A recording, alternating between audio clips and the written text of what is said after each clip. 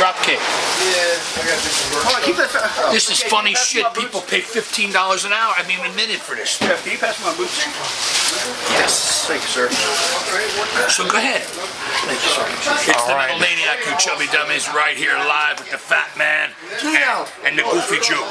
That's right. And from one Jew to another, I can say it. You people can't because you're glad. So go ahead. Let me ask you a question now. I know just from talking to, first of all, Miss Simple, who's a great friend of ours. Miss Simple, my very good friend, and she's an excellent manager. Yes. And plus, she's like 6 foot, and she will slap your teeth right out of your head. Yes, you will. If you get on the wrong side of her. Yep. No, I agree. God bless Miss Simple. Let me ask you a question. You just came back from Hawaii. You just came out. I just came back from Hawaii. I was kicked out of the business for a winner leaves town match. Oh, shoot. And you lost. I was ripped off. Oh, okay. Okay. There's no way I would have lost. Right. You want to know who I was with? I mean, who, what, when, where, why? Of course I do. I'm waiting for you to go into it. Are you going to be sit there, or what do you do Well, anyway? you understand, when I talk Put the Jew in here. I'll be placing him with a broomstick. Put the Jew in here. You want? All right. Oh, yeah, we can take try it that easy. in Sit an down, interview. brother, man. I don't have any food. I have Sit no down, problem with sit that. Down. I was like, you don't want Take the Jew. it easy. Put the camera on me. Who cares about him? The Jew never shuts up, so I'm just so used to him. All right, go ahead. Ask the question. Who were you with? Who were you going against? Where was it? When was it? All right, well, it was in 2005 for ECPW, East Coast Professional Wrestling. Right. And I said I'm wrestling Jimmy Superfly Snuka for the 750th time. Okay. There is nobody in professional wrestling that can say that they wrestled Superfly Jimmy Snuka 750 matches. Right. Win, lose, or draw. Not Bob Backlund. Not my good friend, the coach, Don Morocco. Okay. And not Steamboat. Now, if you added them together, I figured they probably did about 280 matches, I think, each one of them. Right. So it would take 3 of them to match my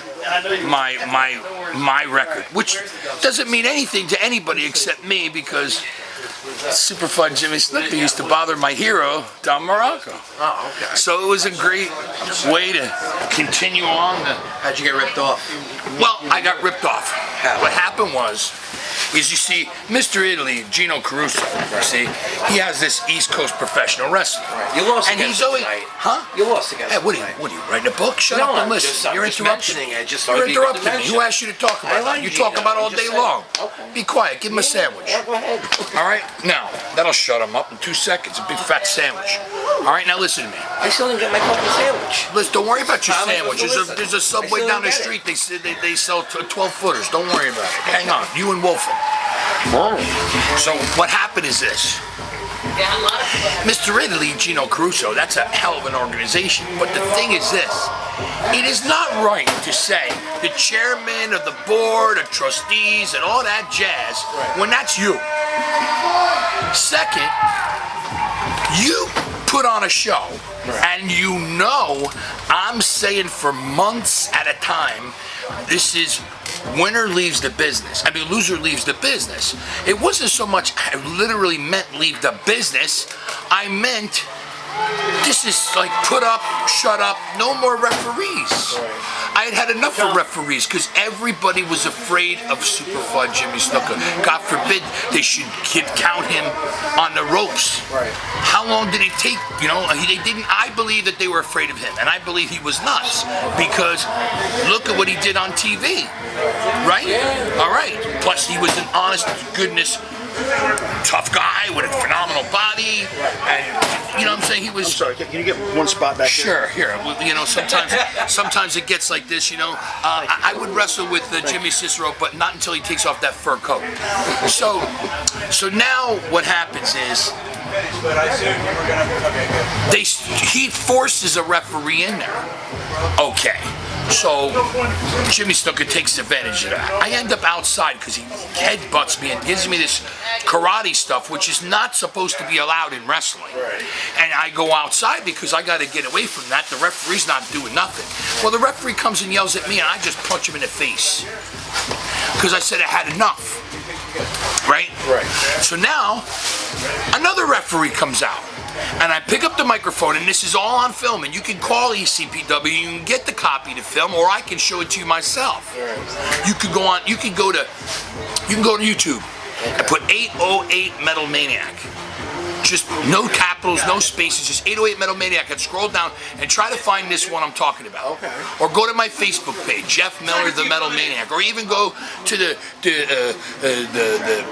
Metal Maniac fan page. Right. Keep scrolling. When you'll find it, it'll say the only wrestler truly trained by Jimmy Snuka. That's not what I meant. I was saying I had 750 matches. You got to learn something from somebody sometime. Right. But that's my point. I'll get there. So now this other referee comes out, and I take Snuka and I throw him straight into the referee, and he goes down. He ain't getting up. Jimmy had a body, and he crushed him. He didn't mean to, because I threw him into him. And I got on the microphone again. I said, I don't care if they send out the President of the United States.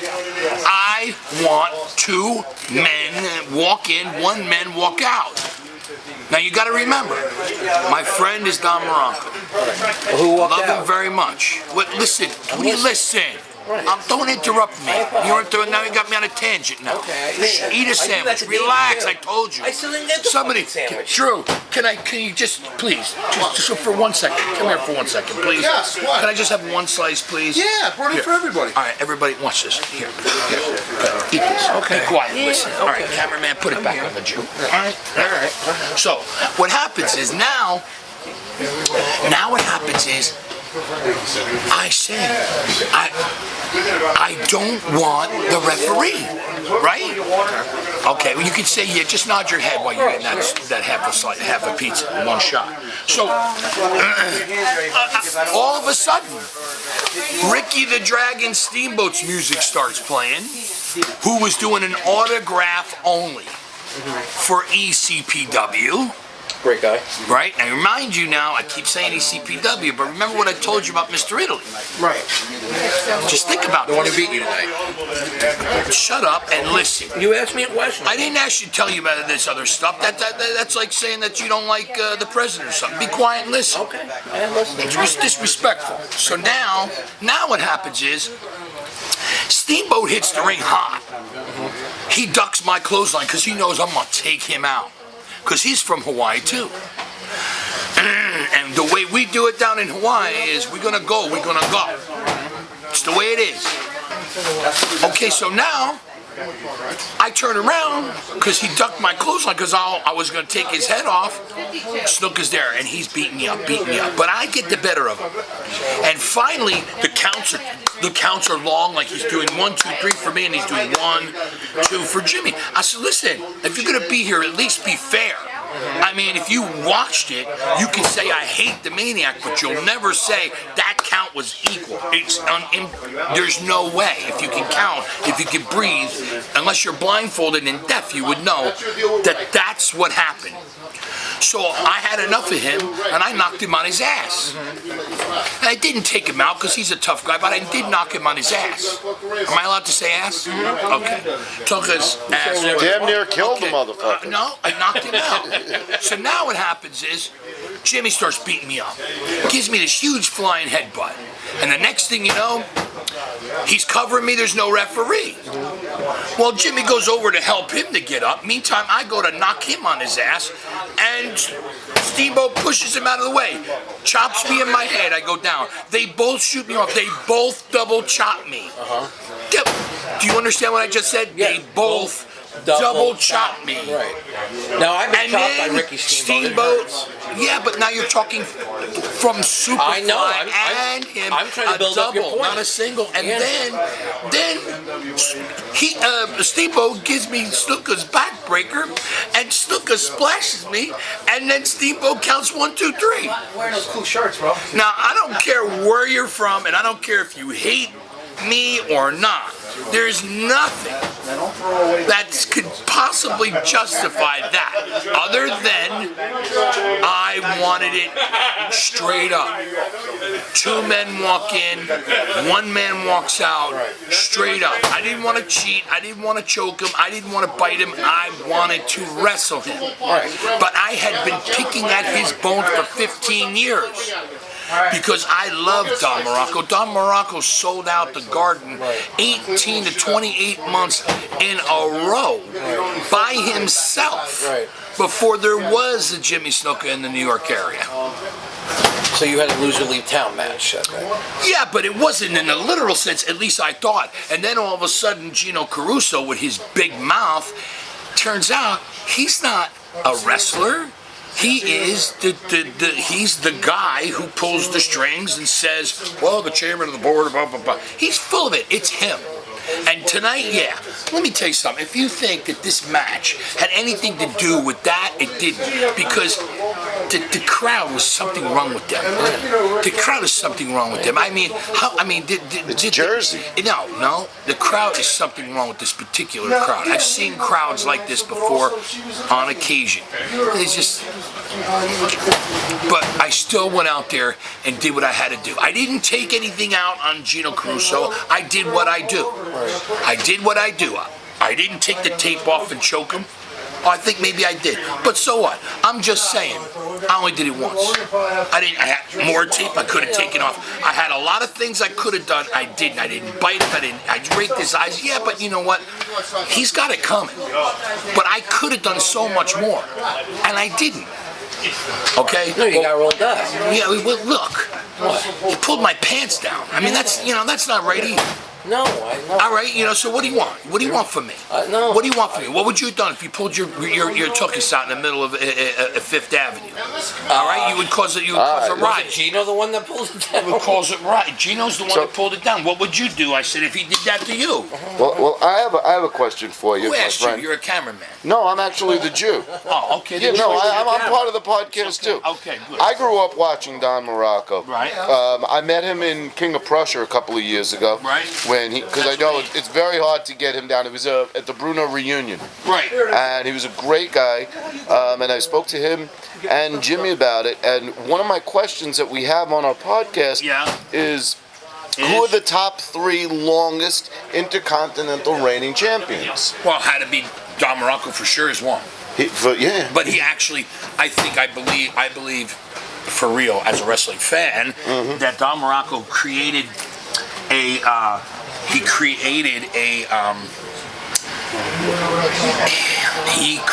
a belt that was actually stronger than the world belt. Yeah. Yeah, because I was a kid watching it. I went to the Garden. All characters aside, breaking character. Oh. Honest to God. Unbelievable. Yeah. My favorite match. But the thing is, his work. He would do weird kind of falls and stuff, and that's why he's hurting in his hips and stuff like that. But he's still extremely talented. Yeah. If WWE had a half a brain, they'd fire all the writers and let Don write everything. I swear to God, I'm not kidding. Yeah. I wish they would do that because these guys. We're going to the Addams Family bar. Hang on. Yeah, sure. I'm going to go to my car. I got to get some air. All right, I'm coming. Just give me. All right, listen. I don't know how to get there. I think it's been really great for you to taking the time out to interview us after your match. I want to talk to you. I got to go help. I want to help Drew. I want you to. Drew doesn't need any help. Go see if Devin can go help. Plug in my gimmick. The only help that Drew needs is, he needs another television part. That's all. And he'll be fine. He's a reoccurring thing right now. Oh, and by the way, I don't know if Drew told you. Help him clean up. I broke in Andrew Anderson, just so you know. Me and a friend of ours, who's not with us anymore. But nevertheless, we saw Andrew Anderson and thought he's perfect for the business. Because he's a lunatic like us.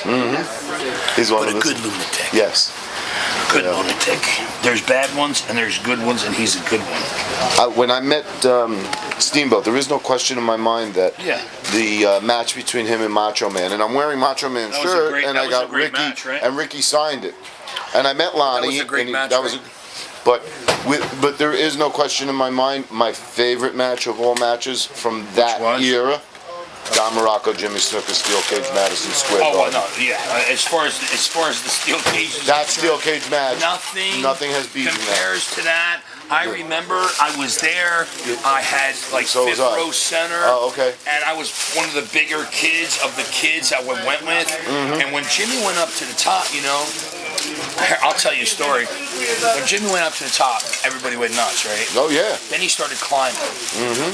And I could hear Monsoon screaming. And this is before I heard the tape. Right. Later. So now I grow up and I see this. And Jimmy told me, and Don told me, we can talk shoot. We can talk shoot now, right? We can talk shoot on this. We're tape, man. I'm just asking. We're taping, but I'm asking. Yeah. Is No, it a I'll shoot cut it. gimmick, a work gimmick, or is it a real deal? It's a podcast, bro. Whatever you're comfortable Okay, with. so- I'll edit it. No. Yeah, I'll keep it rolling. I'm just asking you if it suits it. That's fine. If Everything. it doesn't suit it, you remove it. Yeah. Tom Morocco, Jimmy Snuka, Tom Morocco. So, first of all, you got to know that Don Morocco doesn't give out. He doesn't give compliments. And he said to Jimmy in the car with me, we're driving, and he said, "Jimmy, honest to God, I know we never talked about it, brother. We never had to." They never talked about it and they never had to. That's pretty profound. Yes. And he said, brother man, I gotta say, the timing of that son of a gun was just unreal. And don't forget now, even though Jimmy was extremely popular, Don was extremely unpopular.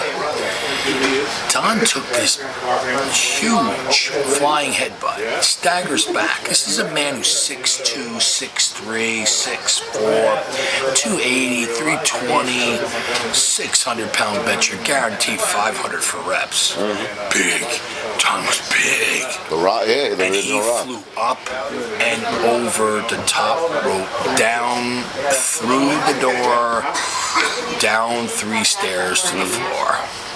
Jeff. Yes. I see like that. So, unbelievable. Yeah. Now, and I gotta tell you, are you calling me? Yeah, I'm calling you. Oh, I didn't know you were talking to me. Hang on one second. We'll be right back.